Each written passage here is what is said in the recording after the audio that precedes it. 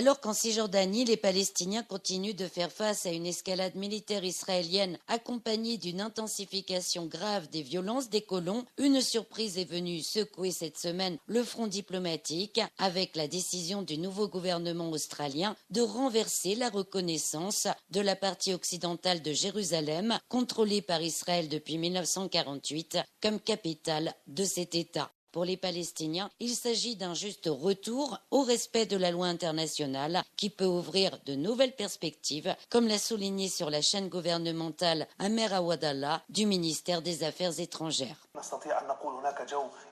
Nous sommes dans une ambiance positive avec d'importants pays proches de la position australienne dans la perspective d'une reconnaissance internationale de l'État de Palestine pour protéger tout d'abord le peuple palestinien, mais également la solution à deux États.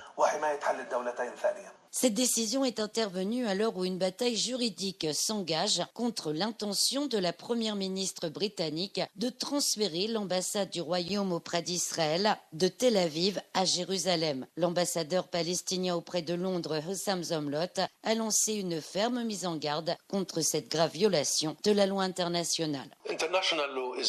La loi internationale est très claire en ce qui concerne Jérusalem.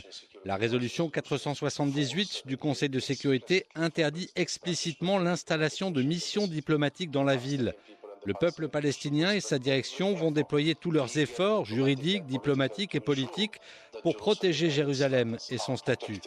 Moins spectaculaire, mais néanmoins important, le vote du Parlement européen en faveur de la poursuite de l'aide financière à l'autorité nationale, mais sans poser de conditions, comme l'exige depuis des années une partie des députés poussés par les lobbies pro-israéliens qui justifient leur demande en accusant les Palestiniens d'incitation à la haine dans leurs livres scolaires. Une accusation toujours rejetée et qui apparaît d'autant plus scandaleuse aux yeux des Palestiniens que les soldats et les colons attaquent régulièrement en ce moment les établissements scolaires et qu'Israël continue de vouloir imposer à Jérusalem le curriculum du secteur arabe israélien qui distille la vision sioniste du monde.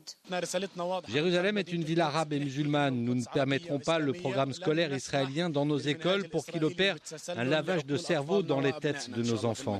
Autre décision saluée cette semaine par les Palestiniens, le refus de Washington de conclure un accord avec Israël sur l'exemption de visa entre les deux États, Israël excluant de mettre fin à ses restrictions à l'entrée sur son territoire de certaines catégories de citoyens américains, notamment les Palestiniens. En Palestine, Valérie Firon pour Midi 1.